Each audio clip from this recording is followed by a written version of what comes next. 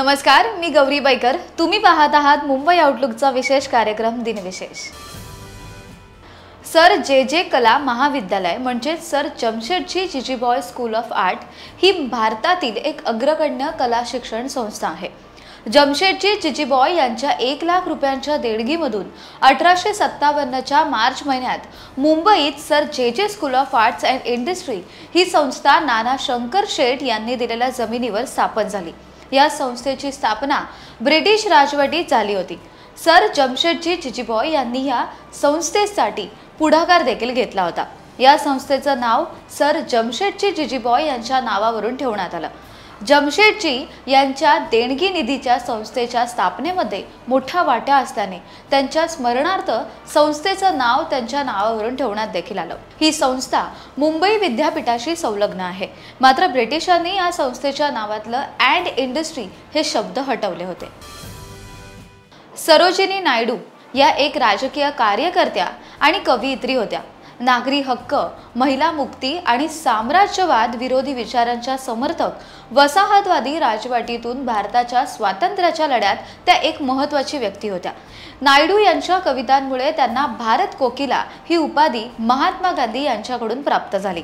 भारतीय राष्ट्रीय काँग्रेसच्या पहिल्या महिला अध्यक्ष होण्याचा मान देखील त्यांना मिळाला। स्वातंत्र्यानंतर त्यांना उत्तर प्रदेशच्या पहिल्या महिला राज्यपाल म्हणून त्यांची नियुक्ती देखील करण्यात आली।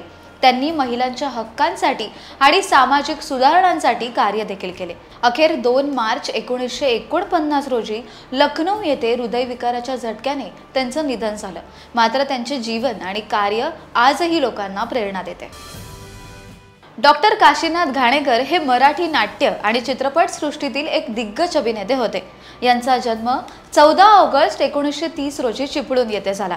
मराठी रंगभूमीवर स्टार ही संकल्पना नसताना घाणेकर यांनी आपल्या दमदार अभिनयाने रसिकांच्या मनात अढळ स्थान निर्माण केलं। रायगडाला जेव्हा जाग येते या नाटकातील संभाजी महाराजांची भूमिका विशेष गाजली। इथे ओसाळला मृत्यू, अश्रूंची झाली फुले यासारख्या अनेक गाजलेल्या नाटकांमध्ये त्यांनी उत्कृष्टपणे काम केलं। मधुचंद्र, सिंहासन, मुंबईचा फौजदार यांसारख्या चित्रपटातून त्यांनी आपल्या अभिनयाची छाप चांगलीच पाडली। 1960 ते 1990 या काळातले ते मराठीतले पहिले सुपरस्टार झाले। स्त्रीरोग तज्ञ इरावती कर्णिक या काशीनाथांच्या पहिल्या पत्नी होत्या। त्यांच्याशी घटस्फोट घेतल्यानंतर काशीनाथ घाणेकर यांनी अभिनेत्री सुलोचनाबाईंची कन्या कांचन लाटकर यांच्याशी लग्न केलं। कांचन घाणेकरांनी स्वतःच्या वैवाहिक सहजीवनावर नाथ हा माझा या नावाचं पुस्तक लिहिलं। इरावती घाणेकर या पुढे डॉक्टर इरावती भिडे झाल्या। अभिनय सुरू करण्याआधीच काशीनाथ घाणेकर व्यवसायाने दंतवैद्य होते। 2 मार्च 1986 रोजी नाटकाच्या दौऱ्यादरम्यान अमरावती येथे हृदयविकाराच्या झटक्याने काशीनाथ घाणेकर यांचं निधन झालं। ठाणे महानगरपालिकेने बांधलेल्या नाट्यगृहाला डॉक्टर काशीनाथ घाणेकर नाट्यगृह असं नाव देऊन त्यांना आदरांजली वाहिली। त्यांच्या जीवनपटावर आधारित 2018 मध्ये आणि डॉक्टर काशीनाथ घाणेकर या नावाचा चित्रपट प्रदर्शित झाला। त्यात अभिनेते सुबोध भावे यांनी काशीनाथ घाणेकर यांची उत्कृष्ट भूमिका साकारली होती। डॉक्टर काशीनाथ घाणेकर यांनी आपल्या अभिनयाने मराठी रंगभूमीला आणि चित्रपटसृष्टीला समृद्ध केले। त्यांच्या आठवणी आजही रसिकांच्या मनात जिवंत आहेत।